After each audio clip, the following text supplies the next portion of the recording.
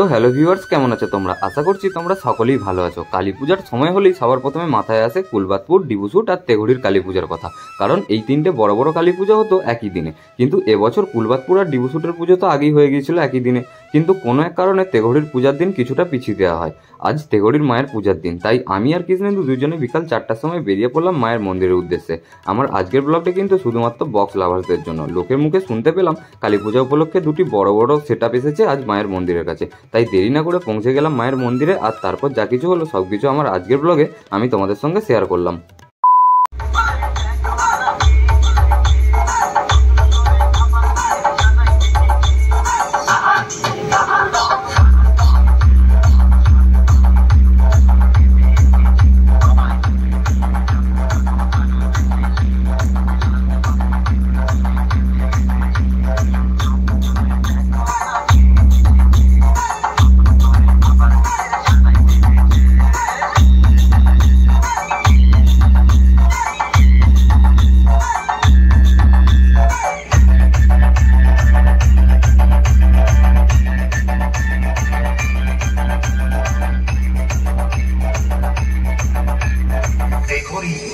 ইয়ংস্টার club present.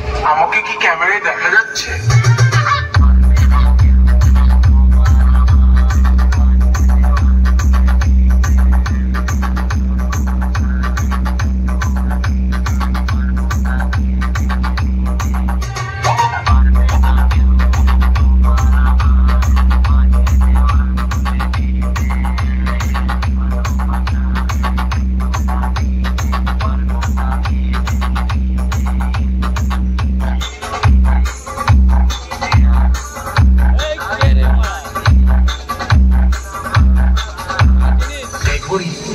ইয়ংস্টার club present. আমাকে কি ক্যামেরায় দেখা যাচ্ছে?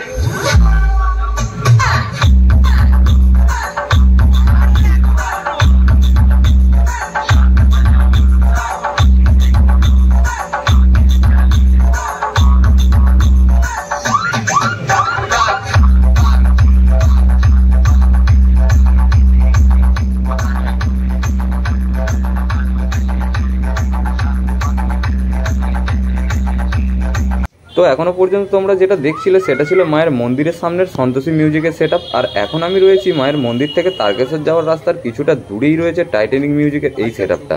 এখানে আসার পর দেখতে পেলাম আমার মতো অনেকেই এখানে এই সেট আপটা দেখতে এসেছে, কিন্তু দুর্ভাগ্যবশত সেট আপটা লাইটিংগুলো দেখো সব জ্বলছে, কিন্তু সেট আপটা বাজছে না। কেন বাজছে না সেটা তো বুঝতে পারলাম না, তাই কিছুক্ষণ দাঁড়িয়ে বাড়ি চলে আসতে হলো।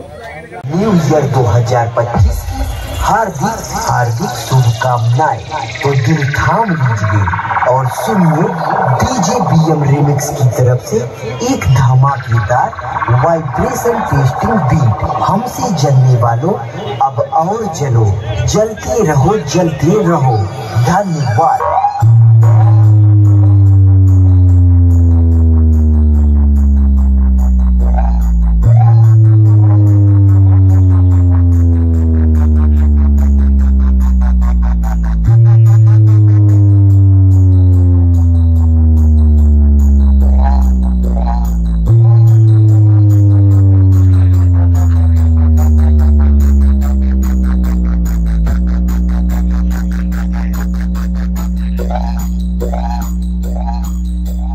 टाइटैनिक म्यूजिक प्रेजेंट खिजुरी से डीजे बीएम म्यूजिक सेंटर 7 बजे से।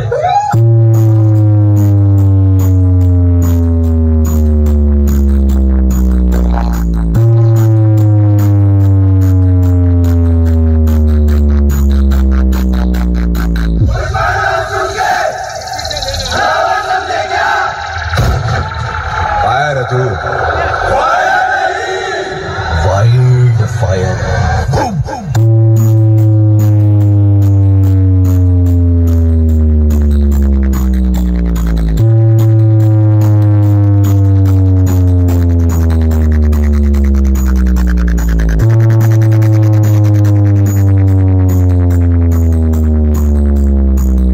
तुम तो हमारे से इतने ज्यादा है, 15 मिनट के लिए पुलिस को हटा लो, बता देंगे किसमें हिम्मत है।